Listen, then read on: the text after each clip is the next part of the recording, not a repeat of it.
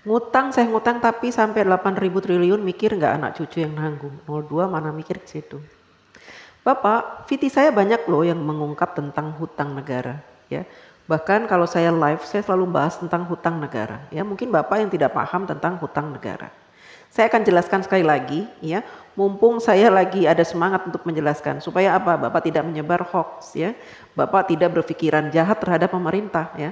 Supaya juga menambah pengetahuan Bapak tentang hutang negara, ya. Mudah-mudahan saja penjelasan saya nanti membuat Bapak agak terbuka matanya, kupingnya, ya, pikirannya, wawasannya. Jadi begini Pak, hutang negara, setiap negara ingin mengajukan hutang kepada IMF atau World Bank gitu ya, atau kepada negara-negara lain gitu ya, kepada negara-negara yang mau memberikan hutang, maka harus disepakati oleh wakil-wakil Bapak. Di mana? Di DPR RI. Ya.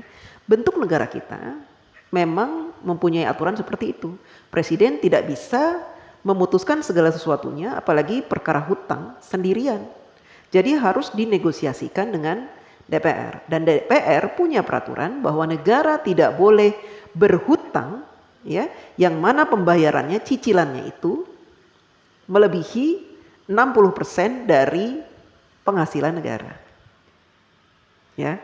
Nah, saat ini sejak Bapak Jokowi menjadi presiden, hutang negara kita itu tidak lebih dari 35%. Artinya jauh di bawah batas maksimal berhutang yang ditentukan oleh DPR RI, yaitu 60%. Artinya apa? Kita masih berada di ambang aman. Ya. Dan saat ini Indonesia terkenal sebagai negara yang hutangnya sedikit. Dibanding dengan Jepang, Amerika yang sampai 200% dari PDB-nya, Jepang sampai 210%, kemudian negara-negara lain, ya, bahkan tetangga-tetangga kita, Singapura, hutangnya tuh banyak Pak. Berbeda dengan kita hutangnya sedikit.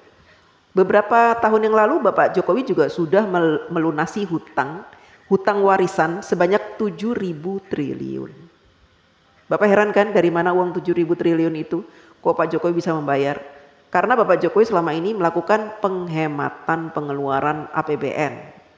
Dengan cara apa? Dengan cara tidak menggunakan APBN untuk pembangunan negara.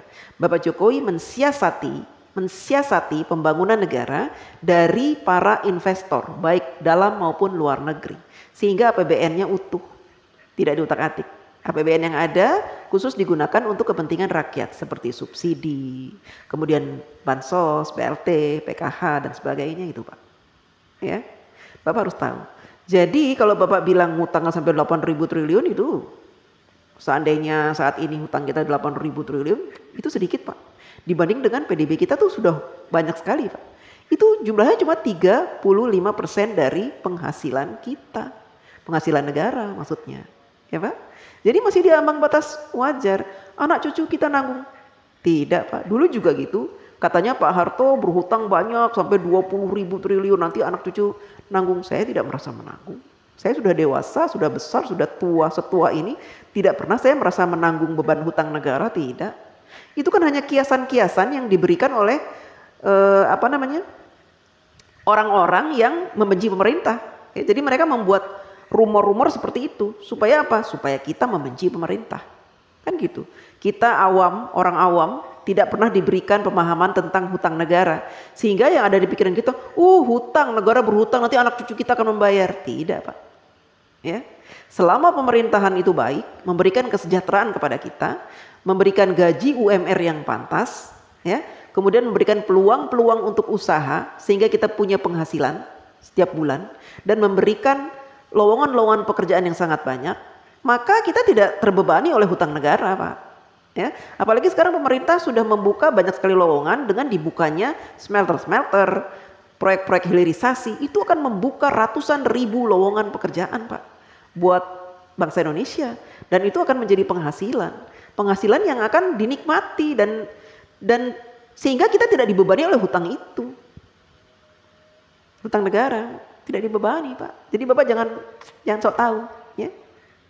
Jangan sok tahu, oke?